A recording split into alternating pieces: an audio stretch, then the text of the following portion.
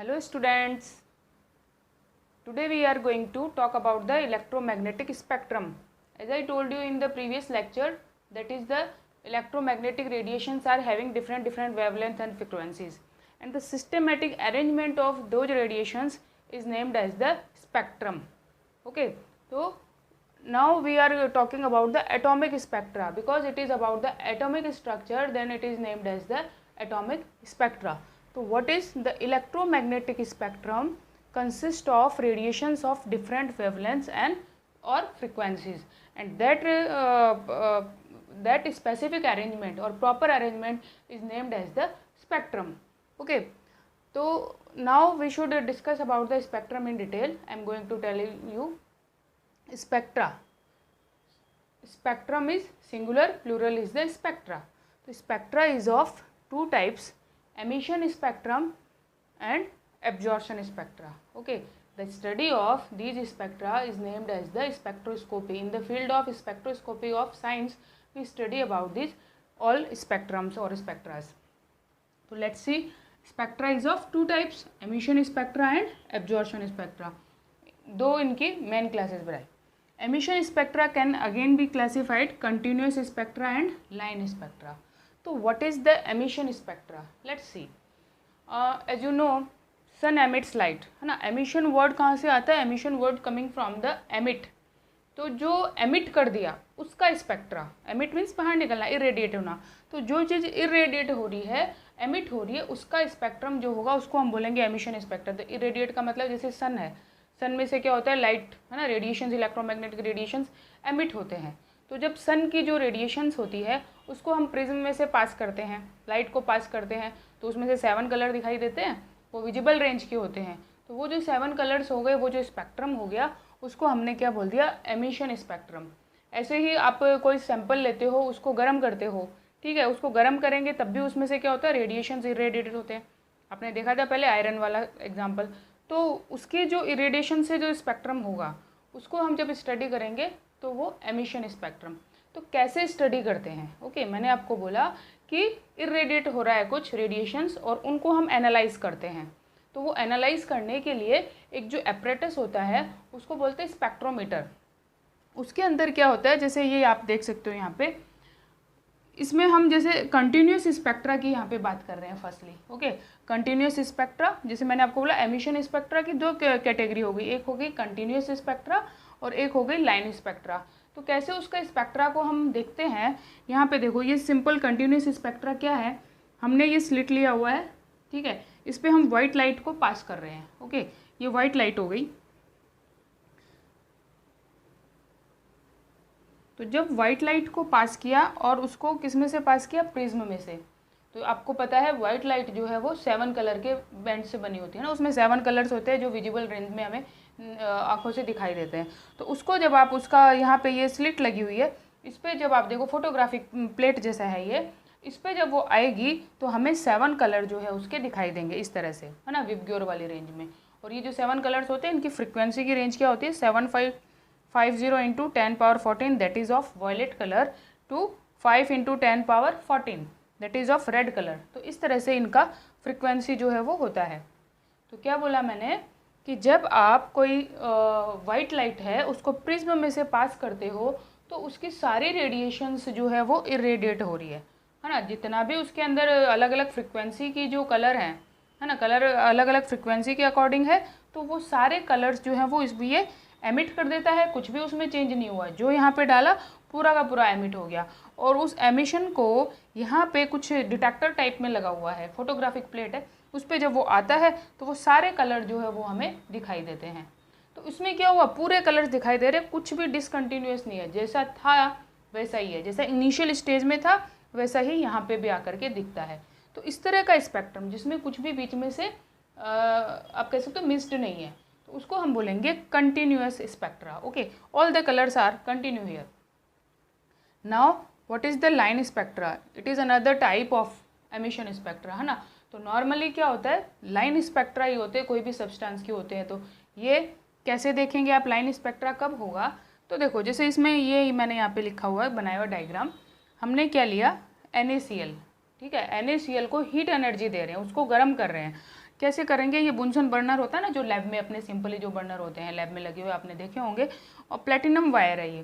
Platinum wire को आगे से कॉइलिंग बनाते हैं उसके, उस पर NaCl को डाल देते हैं और फिर उसको जब इसमें डालते हैं फ्लेम के अंदर, और जो रेडिएशंस आती हैं, ठीक है, फ्लेम में डालेंगे तो वो हीट एनर्जी मिलेगी NaCl वाले उसको मॉलिक्यूल को, और उसमें से एनर्जी जो है वो एमिट होती है। तो उस रेडिएशन को, जिस रेंज की रेडिएशंस की एनर्जी एमिट हो रही है, जो भी हो रही है, उसको हम प्रिज्म में से पास करते हैं।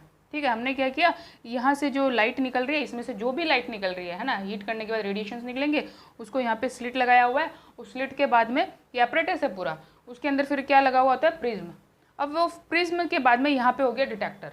वो डिटेक्टर इसमें से कौन सी रेडिएशंस जो है वो एमिट हो रही है उसको डिटेक्ट करेगा, और वो डिटेक्ट करने के बाद यहाँ पे हमको एक फोटोग्राफ दिखेगा। जैसे निगेटिव नहीं होती है, कोई भी फोटोग्राफ हम लेते हैं तो उसकी निगेटिव पॉजिटिव होती है ना, तो वो एक निगेटिव की तरह दिखाई देती है। किसी भी फोटो की आपने देखी है ना निगेटिव। अब इसमें क्या है, ये निगेटिव की तरह ये पूरा जो है वो आपको ब्लैक दिखाई देगा। ठीक है, हमने इसमें NaCl लिया तो उसमें सोडियम का आपको दिखाई देगा, तो ये पूरा ब्लैक दिखाई देगा, और बीच में ये 2 लाइंस दिखाई देगी येलो कलर की। ठीक है, येलो कलर लाइन होगी, और इसकी वेवलेंथ कितनी होगी, येलो कलर के लिए जो वेवलेंथ रिस्पॉन्सिबल है वो ये 5896 एंड 5890 अंगस्ट्रॉम वेवलेंथ पे 2 जो है आपको लाइन दिखाई देगी। तो इस स्पेक्ट्रम का क्या मतलब हुआ कि इसने सोडियम के ऊपर जब आप लाइट को पास कर रहे हो तो वो क्या, हीट को जब आप डाल रहे हो तो वो क्या करता है, रेडिएशंस जो एमिट कर रहा है उसमें से येलो रेंज के जो रेडिएशंस है उसको वो एमिट कर रहा है, बाकी सारी रेडिएशंस को वो अपने अंदर एब्जॉर्ब कर रहा है। ओके, ये क्या बता रहा है कि जैसे ही उसने ये उसको गर्म किया तो उसने कौन सी रेडिएशंस को बाहर निकाला, केवल येलो रेंज वाली को, तो हमें उस फ्लेम का कलर भी येलो दिखाई देगा। ठीक है, प्रैक्टिकली जब आप इसको देखोगे तो इस फ्लेम का कलर येलो दिखाई देगा, और जब आप उसको डिटेक्टर के थ्रू देखते हो तो ऐसे एक फोटोग्राफिक प्लेट पे जब आप उसको देखते हो तो आपको ये स्पेक्ट्रा का फोटोग्राफ दिखाई देता है। उसके अंदर क्या दिखेगा, बाकी सारा जो है वो ब्लैक कलर का है, उसमें 2 लाइन रहती है। ठीक है, केवल 2 लाइन दिखती है, वो भी येलो कलर की।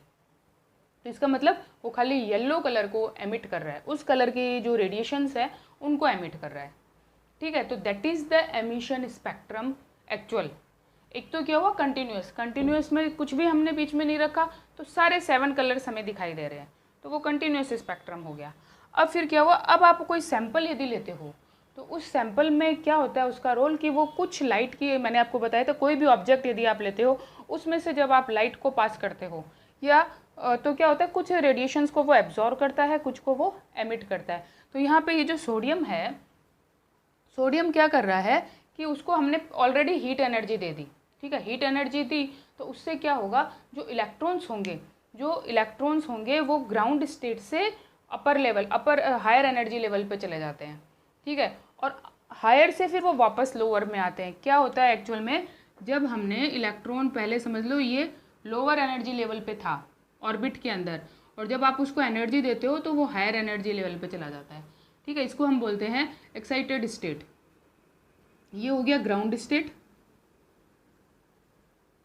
कलर अपेयर कैसे हो रहा है वो मैं आपको बता रही हूँ, और ये हो गया एक्साइटेड स्टेट। तो जैसे हमने उसको हीट एनर्जी दी तो इलेक्ट्रॉन को एनर्जी मिली, वो इलेक्ट्रॉन यहाँ से मूव करके यहाँ चला गया, फिर यहाँ पे वो क्या होता है, अनस्टेबल होता है, तो वो वापस से आ जाता है, बहुत फटाफट अपनी वापस ओरिजिनल कंडीशन में आ जाता है। तो जब वो ओरिजिनल कंडीशन में वापस आता है तो वो रेडिएशंस को एमिट करता है। ठीक है, उसकी जो एनर्जी है हायर एनर्जी लेवल से जब वो लोअर एनर्जी लेवल पे वापस आता है, पहले यहाँ से यहाँ गया तो उसने एनर्जी का क्या किया, एब्जॉर्ब किया। ठीक है, इस कंडीशन में तो वो क्या करता है, एनर्जी को एब्जॉर्ब करता है, और फिर जब इस कंडीशन में आता है तो एनर्जी को क्या करता है, एमिट करता है, और वो एनर्जी किसके फॉर्म में होती है, इलेक्ट्रोमैग्नेटिक रेडिएशन के फॉर्म में। ठीक है, तो वो जिस वेवलेंथ की एनर्जी को एमिट कर रहा है वो हमें यहाँ पे दिखाई दे रहा है। तो इसका मतलब क्या हुआ कि जो सोडियम था वो कौन से कलर की रेडिएशंस को एमिट कर रहा है, येलो कलर की रेडिएशंस को। तो ये आपको एमिशन स्पेक्ट्रम। ठीक है, एक दूसरा एग्जांपल जैसे मैंने लिया एमिशन स्पेक्ट्रम, हमने बोला कि हीटिंग के थ्रू हो सकता है, ऐसे ही हाइड्रोजन का है। जो गैसियस सब्सटेंस होते हैं ना, गैसियस सब्सटेंस को लोअर प्रेशर पे हमने रखा हुआ है और यहाँ से इसको इलेक्ट्रिकल कंडक्टर से जोड़ दिया, है ना, ये दोनों जो कैथोड एनोड लगा इलेक्ट्रिक आर्क में इसको डाल दिया, तो क्या होगा, इलेक्ट्रिकल एनर्जी से भी क्या होता है, ये लाइट जो है उसको एनर्जी मिली, फिर से वही इसमें से लाइट जो है वो इरेडिएट हो रही है, जो भी रेडिएशंस है वो इरेडिएट हो रहे हैं, और उनको फिर हम क्या करते हैं, प्रिज्म में डाल देते हैं, बीच में प्रिज्म डाल दिया तो ये रेडिएशंस इस पर टकराएंगे, और फिर जो आउटकमिंग क्या आ रहा है उसको हम यहाँ पे देखते हैं। फिर से ये डिटेक्टर हुआ, ये कौन से कलर को डिटेक्ट करता है, उसके यहाँ पे फोटोग्राफिक प्लेट उस पर आ जाता है, तो उसमें फिर हमें हाइड्रोजन वाले में क्या दिखाई था, बहुत सारी लाइन्स जो है वो ऐसे दिखाई देती है। जो मैंने यहाँ पे नहीं बनाया वो ब्लैक कलर है, जैसे इसमें था ना ब्लैक कलर, यहाँ मैंने ब्लैक नहीं किया है, उस ब्लैक कलर के ऊपर, ब्लैक कलर की जैसे निगेटिव होती है ना, उसके ऊपर बीच बीच में एक अलग अलग कलर की पतली पतली सी जो है वो लाइन जो है वो दिखाई देती है। तो इसका मतलब क्या हुआ, वो जो लाइन से यानी कि बहुत सारे कलर्स के रेडिएशंस जो है वो एमिट हो रहे हैं।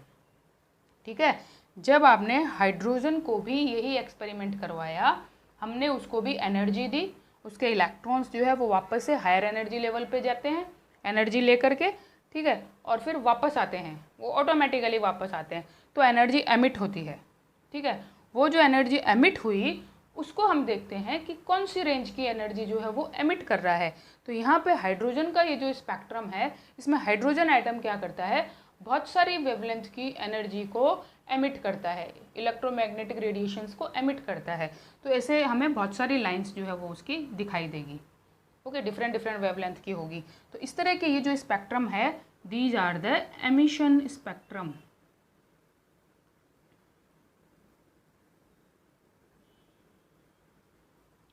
ओके, तो एमिशन स्पेक्ट्रम में क्या हुआ, कोई भी सैंपल लेंगे उसको ऑलरेडी हम एनर्जी देंगे, एनर्जी देने के बाद उसका जो हम डिटेक्टर से डिटेक्ट करेंगे कि कौन सा जो है उसके अंदर स्पेक्ट्रम आ रहा है, तो उसको हम बोलेंगे emission spectrum. That is because of the emission of radiations, है ना, रेडिएशंस का एमिशन हो रहा है, उसकी वजह से जो स्पेक्ट्रम बन रहा है उसको बोल दिया एमिशन स्पेक्ट्रम। और इसमें अब सब में क्या होता है, स्पेक्ट्रम की खास बात क्या होती है कि हर एलिमेंट का स्पेक्ट्रम जो है वो बहुत ही स्पेसिफिक होता है। ओके, स्पेसिफिक मीन्स किसी भी एक एलिमेंट का स्पेक्ट्रम दूसरे से मैच नहीं करेगा। जैसे हमने बोला हाइड्रोजन का, तो इसका बिल्कुल अलग होगा, सोडियम का लिया उसका अलग होगा, क्लोरीन का लोगे उसका अलग होगा। तो हर एटम का या हर एलिमेंट का स्पेक्ट्रम जो है वो एक दूसरे से मैच नहीं करता है। ये बिल्कुल वैसे ही है जैसे ह्यूमन बीइंग में किसी का भी फिंगरप्रिंट जो है वो एक दूसरे से मैच नहीं करता है। तो कोई अननोन सैंपल है, ठीक है, कोई अननोन सैंपल है, कोई मिनरल है, हमने अर्थ में से हमें मिला है, उसमें से हमें ये फाइंड आउट करना है कि इसमें कौन कौन से एलिमेंट्स प्रेजेंट है, तो हम इस स्पेक्ट्रोस्कोपी को यूज करते हैं। ठीक है, दोनों कोई सी भी एमिशन या एब्जॉर्प्शन, तो उससे हमें पता चलता है कि स्पेसिफिक सबका स्पेक्ट्रम अलग अलग होगा। अब हमारे पास में कोई अननोन सैंपल है और हमने उसका इस तरह से एक उसमें डाला डिटेक्टर के अंदर स्पेक्ट्रोस्कोपी के थ्रू, और इस तरह का स्पेक्ट्रम हमें दिखाई दिया, तो हमें क्या कन्फर्म हो गया, यदि उसमें दो लाइन यहाँ पे दिखाई देती है इसी वेवलेंथ पे, तो it means that is the sample is containing sodium metal, है ना, ये सोडियम का है एक्चुअल में, तो ये सोडियम का हो गया।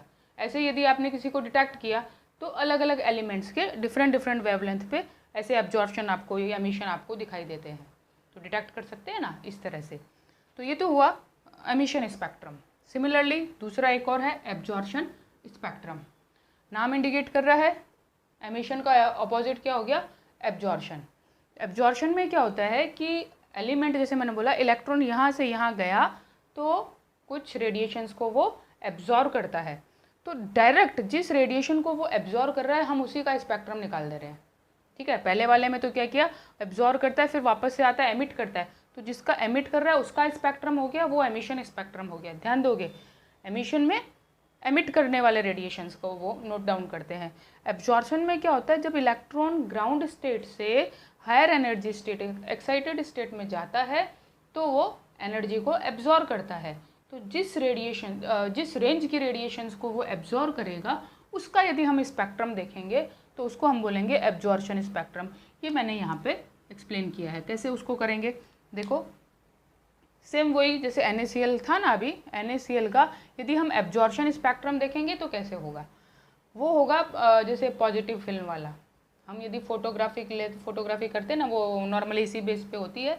निगेटिव जो हो गया वो हो गया एमिशन स्पेक्ट्रम, और जो उसकी पॉजिटिव फिल्म जो होती है ना, जो फोटो हम देखते हैं, फोटोग्राफ जो देखते हैं, वो उसका हो गया एक तरह से एब्जॉर्प्शन स्पेक्ट्रम। इसमें क्या दिखेगा, हमने क्या किया, NaCl सैंपल लिया और उस सैंपल पे डायरेक्ट जो है, अब उसको हीट वीट कुछ नहीं किया है, उस पर डायरेक्ट जो है हमने रेडिएशंस डाल दिए, ठीक है, लाइट जो है उसके ऊपर डाल दी। अब उसके सामने प्रिज्म रख दिया और फिर उसको डिटेक्ट किया। तो यहाँ पे ये जो सैंपल है ये कुछ ना कुछ एनर्जी को एब्जॉर्व कर रहा है ना, रेडिएशंस को डायरेक्ट वो इसी में से एब्जॉर्व करेगा। तो कौन सी रेडिएशंस को उसने एब्जॉर्व किया वो आकर के यहाँ पे डिटेक्ट हो जाएगी, ठीक है। तो उसमें अब आपको क्या दिखेगा, ये जो है इसका जस्ट ऑपोजिट उसमें दिखाई देगा। क्या दिखाई देगा, अब इसमें ये जो है फोटोग्राफ, ये आपको क्या दिखाएगा, इसमें मैंने ये जो बनाया, यहाँ पे ये जो 2 लाइन है, जो येलो कलर की वहाँ पे कलर लाइन दिख रही है ना, वो यहाँ पे ब्लैक दिखाई देगी और बाकी का सारा जो है वो कलरफुल दिखाई देगा। कलरफुल मीन्स रेड से लेके वॉयलेट तक की जो रेंज है वो सारी इसमें दिखाई देगी। केवल येलो कलर जो है वो वहाँ से मिस्ट दिखाई देगा। मिस्ट हो गया क्यों, क्योंकि वो तो एनर्जी उसने एमिट कर दी। जब एमिट कर दी तो वो एब्जॉर्प्शन स्पेक्ट्रम में दिखाई नहीं देगा। अरे बस में एब्जॉर्प्शन में क्या दिखा, जो उसने एब्जॉर्ब किया था। तो एब्जॉर्ब क्या किया, येलो लाइट को छोड़ करके सारी एनर्जी को उसने एब्जॉर्ब किया था। तो यहाँ पे सारे कलर जो है वो उसको दिखाई देंगे। केवल येलो लाइट तो उसने एमिट कर दी, बाहर निकाल दी तो कहाँ से दिखाई देगी। तो इसलिए यहाँ पे इन 2 जो लाइन्स है ये येलो वाली है, वहाँ पे ब्लैक लाइन अभी दिखाई देती है। आई बात समझ में। अब आप इसको और इसको यदि ऐड कर देते हो तो पूरा 7 कलर का स्पेक्ट्रम हो जाएगा, ठीक है। यहाँ पे ये 2 लाइन जो है वो मिस्ड है, बाकी सारा स्पेक्ट्रम जो है वो दिखाई दे रहा है, 7 कलर स्पेक्ट्रम। इसमें क्या हो रहा है, कुछ भी दिखाई नहीं दे रहा है, केवल ये 2 लाइन दिखाई दे रही है। तो एक जगह एक दूसरे को फुलफिल कर रहे हैं ना, दोनों को यदि आप कंबाइंड कर दोगे तो पूरा 7 कलर का स्पेक्ट्रम जो है वो बन जाएगा। तो that is about the absorption spectrum. तो बहुत सारे बच्चे जो कन्फ्यूज होते हैं एमिशन और एब्जॉर्प्शन में, बिल्कुल कन्फ्यूज नहीं होना है, ठीक है। 2 ही बात याद रखनी है, एमिशन मीन्स जो एमिट कर रहा है, जो बाहर दे रहा है ना। एमिट कब करते हैं, जब उसको हम ऑलरेडी एनर्जी दे देते हैं, बस इतना ध्यान रखना है। अब इन 2 डायग्राम में क्या अंतर है, यहाँ पे मैंने उसको ऑलरेडी एनर्जी दे दी, उसको पहले से ही गर्म कर दिया। गर्म किया तो उसमें से रेडिएशंस निकलेंगे और उसका जो स्पेक्ट्रम बनेगा, कौन सी रेडिएशंस निकल रही है उसका स्पेक्ट्रम हो गया, उसको हमने बोल दिया that is the emission spectrum, okay. और यदि हम उसको ऑलरेडी जो है एनर्जी नहीं देते हैं और यहाँ पे मैंने क्या किया, जैसा था वैसा ही है ये सैंपल, उसको लाइट एनर्जी हमने दी। तो जब लाइट एनर्जी उसको हमने दी तब वो एनर्जी को एब्जॉर्व करेगा, ठीक है। अब उसने कौन सी एनर्जी को एब्जॉर्व किया उसको हमने डिटेक्ट कर लिया, तो उस स्पेक्ट्रम को क्या बोल देंगे, absorption spectrum, okay. I hope आपको समझ में आया होगा। Thank you.